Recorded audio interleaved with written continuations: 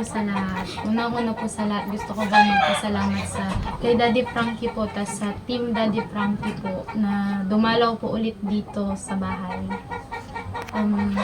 Pangalawa po, sa mga tumulong po sa pagbigay ng tulong kay Papa, sa ate ko po, lalong-lalo na po sa tulong financial na binigay niyo po nung sa baby ko po. Humingi po talaga ako ng time kay Daddy Frankie para po magpasalamat sa inyo sa live.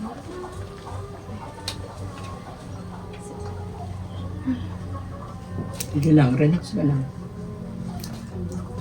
Gusto ko lang pong sabihin na mas okay na po ngayon yung baby ko kaysa po nung bagong labas po kami sa ospital.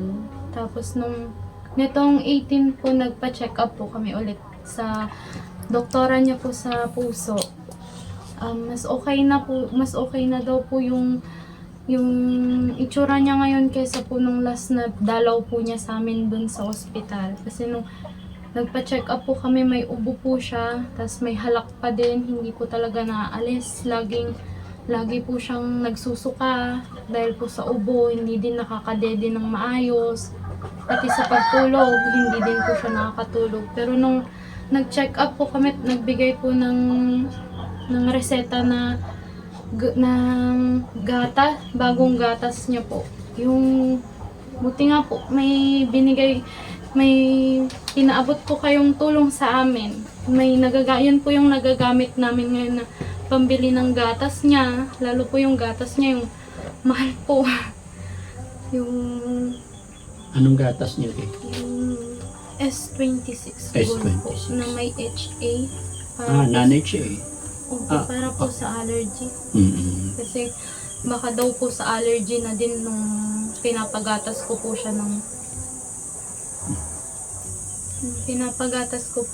Nestogen. Kasi nga po, gusto ko po kasi, mapayat po kasi talaga siya. Dati Nestogen? Mapayat po kasi siya noon, kahit na dumidede po sa akin. Tapos nung trinay po namin i-mix kasi nga po para sana tumaba-taba siya. Kaso nga, hindi talaga nawawala yung ubo niya. Tapos nung na-check up po siya nito, yun po yung una kong tinanong. Yun po, binigyan niya po kami ng gatas na may siya, yung sa allergy po.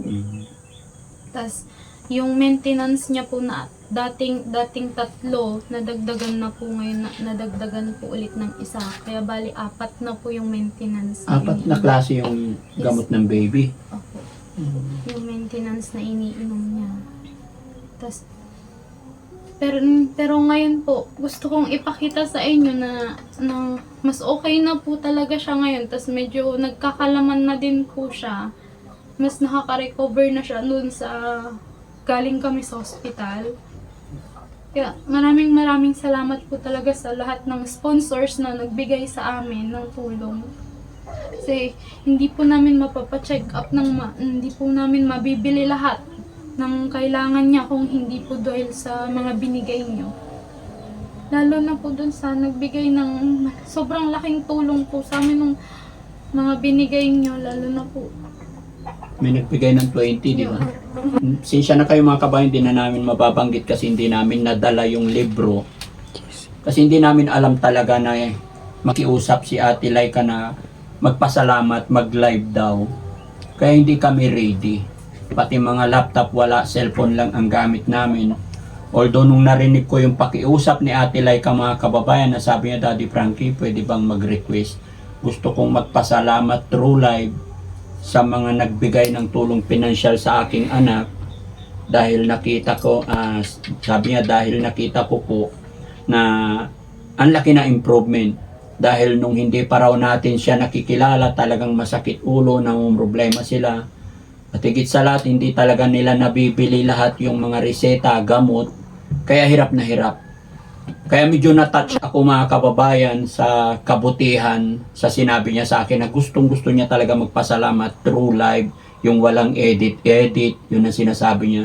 Dahil ang laking pasalamat, ang laking tuwa nila. Kaya yun mga kababayan, agad-agad kaya sabi ko quick live na wala sa oras, wala sa plano. Kaya kung mahina ang signal, lalo na't nandito kami sa gitna ng bukid, ipagpaumanhin niyo po, ang mahalaga sa akin ay naiparating ni Ate Laika yung kanyang gustong sabihin sa inyong lahat, lalong-lalo na po sa lahat po ng nagpadala sa kanya. Napakalaking bagay po nun, maliit o malaki ay sadyang pinasasalamatan talaga nila, no? Kaya Ate Laika, sabi sa comment, mag-pray ka lang. Sabi ni kaya mo yan, Ate Laika. We pray for your baby recovery, no? Okay, tapos meron pa dito. Hina ng net, Daddy Frankie. Asan na yung Yan. So, mula ngayon, napalitan na yung gatas ng baby mo. Yes. Magkano naman yung gatas? Yes. Umaabot na po siya ng 1.7. Sabi ni Test Cap Team Tanod, kumusta na daw ang kalagayan ng baby mo ngayon compare noon? Yung ubo niya po, lalong mas... Yung dati pong grabe yung ubo, yung plema, laging parang nakabara po dito sa lalamunan niya. Mas okay na po siya ngayon, mas nakakatulog na po ng maayos. Yung ngiti niya, kung makikita nyo lang po, mas maliwanag na po yung mukha niya ngayon kaysa po dati.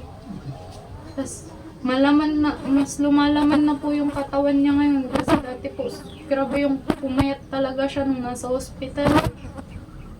Tapos, mas nadadagdagan na din po yung timbang niya kumpara po dati. Sabi ni Jasmine De Bruyne, ang bait nila Ate Laika, Ate Dangdang at Papa niya. Makikita mo talaga kung ano ugali ng tatay, ganun din ugali ng mga anak. Yan. Salamat po sa inyong papuri, salamat po sa lahat ng suporta ninyo. Sabi naman ni Yoli Castañeda, salamat DF dahil sa iyo at sa mga sponsor, maayos na ang baby ni Ate Laika. God is good talaga. Yan. Maraming salamat po. No? So, kailan Ate Laika, kailan ang next na check-up ninyo? Kasi alam ko, may mga kasunod pa yan na check-up, no? Yung pag-check up po namin ngayon, ang una ko pong tinanong, yung ubo niya po talaga. Kasi nga po, doon siya nahihirapan, doon po siya hindi nakakatulog, nakakadede ng maayos. Tapos, umano na nga po ako na kung pwede po i-nebulizer siya pag nandito siya sa bahay. Kasi nga po, madalas, parang ang dali niya pong kapitan ng sakit. Tapos nung po, sabi po, hindi daw po pwede. Hindi pwede ang nebulizer sa kanya? Pwede naman po, pero nung nasa hospital po kasi kami, yung nebulizer po yung ginamit sa kanya is, mas lumuwag po kasi yung, yung paghinga niya nung nasa hospital po kami, tapos gumagamit po kami ng nebulizer. Kaya tinanong ko po sa doktor nung netong check-up po kung pwede. Kaso ang sabi ko, hindi po pwede.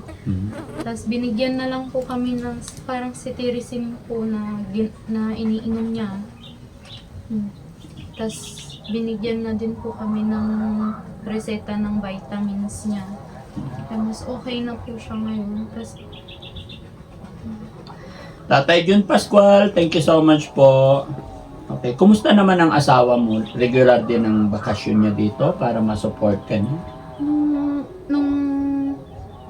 nung isang linggo po ulit siya nung last po na pumunta kayo dito. Nagpunta po kasi sila ng Ilagan.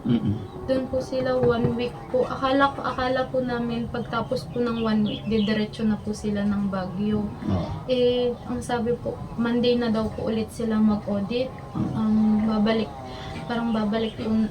na lang daw po sila bukas. Saka po sila babiyahe bukas sa Baguio. Kaya nakauwi po ulit siya ngayon. Okay. Pero after po ng uwi niya ngayon, baka po 1 month or 2 months po ulit ang balik niya dito. So 2 months na hindi siya makakauwi, gano'n? Gano'n ba siya katagal pag ano? Yes, lalo po pag malayuan sila. Okay. Sabi ni Master QTV, Ate Laika, pray lang tayo palagi. Gagaling din yung anak mo. Yes po, doon po talaga ako kumakapit sa prayers po. Kasi nga po, si God lang naman po yung may alam kung may karapatan sa lahat. Siya lang po yung Sa kanya po ako humihingi lagi ng tulong para kay Papa, sa aming mga magkakapatid. Lalo na po kasi, yung nga po, ito nga pong nakaraan, grabe po yung kaba namin kasi si Papa, nakahiga lang po siya, tas tanghali po, bigla po siyang nanginginig, nilalamig, tas yung katawan niya po ang init, hindi niya na po maitayo yung ano niya. Kaya nga po, nagpapasalamat talaga kami kay God kasi sa kanya lang po talaga kami humihingi ng tulong. Sa kanya, siya din po nagbibigay. Kaya nga po, siguro po, dahil kaya nga po nandito yung Team Daddy Frankie kasi dininig niya po yung mga dasal namin. Lalo po nung, wala naman po kasi yung expectation po namin na makikita po ni Daddy Frankie yung message ko sa kanya. Wala na po talaga kami, hindi na po talaga namin in-expect yun. Kaya nagulat na lang po talaga kami na ito na po, natutulungan na po kami mula kay Ate Dang hanggang po sa baby ko. Tapos ang una po sa lahat, si ate lang po talaga yung hiningan ko ng tulong. Kasi akala ko mas kailangan niya po ng tulong. Pero nung ano po, nagpapasalamat ako kasi pati yung baby ko ngayon natutulungan na ni Daddy Frankie. Kaya maraming salamat po sa mga sumusuporta kay Daddy Frankie, sa mga sponsors po ng mga beneficiaries ni Daddy Frankie. Kasi ang laking tulong po na ginagawa. Tapos yung pagmamalasakit po nila sa mga beneficiaries nila. Maraming salamat po. Kasi mga kababayan, alam nyo po kung bakit nagiging emotionally si Ate Laika ngayon kasi ngayon kani-kanina lang pagdating namin. Nakita ko yung sitwasyon. Kasi kung mapapansin ninyo kung sa mga nakasubaybay sa video namin magmula kay Ate Dangdang, and then pangalawang nakilala natin siya, yung baby niya, and then ngayong hapon po, yung tatay naman nila medyo nilalagnat, parang tinatrangkaso. Kaya yun, loobin ng Panginoon na palakasin pa yung katawan nila para sa pamilya, lalong-lalo na kay Ate Dangdang at saka sa anak ni Ate Laika. No? Kaya yun ang lagi kong sinasabi kay Ate Laika na alagaan din niya yung sarili niya, health niya, dahil kailangan din siya ng kanilang tatay. Nakikita ko talaga sa mga panahon na ito, mga nakaraan pa na pagkikita namin ni tatay, parang medyo bumababa yung resistensya ni tatay. Kasi may sipon siya, kaya nga po kung napansin nyo nung swimming, si tatay sana ang kasama. Pero trangkaso siya nung time na yon, and then until now, medyo may sakit pa si tatay. Kaya yun, binibigyan natin sila ng payo na labanan pa at mas kapitan pa natin, mas lawakan pa natin yung tiyaga at pananalig. No? So Ate Laika, siyempre alam ko ramdam mo magmula kay Ate Dangdang, yung hirap, tsaka sa anak mo, mula nung pinanganak mo siya, alam kong ang dami ng struggle na pinagdadaanan. Tapos ngayon, sa nangyari na naman sa tatay mo. So paano yung ginagawa mong paraan para mapaglabanan, may survive yung mga problemang ito na sunod-sunod talaga? Prayers po. Yun po yung number 1 talaga. Yun po talaga yung pinakapitan namin ngayon. Si God lang po, wala na po iba. Tapos tulong niyo po, Daddy Frankie, yung sa financial po na binibigay niyo, yun po yung nagagamit namin ngayon. Pero yung para sa baby ko po, nakatabi talaga siya para sa emergency. Kahit kanino po sa amin dito, kung sino man po may emergency, para may makuhanan po kami. Okay. So yun mga kababayan, mga kabarangay, hindi na natin masyadong pahabain to dahil gawa ng napakahina ng signal dito. Tsaka cellphone lang yung dala namin. At least napagbigyan ko si Ate Laika, nasabi niya yung kanyang nararamdaman, nasabi niya yung gusto niya sabihin. Una, sa ating Panginoon.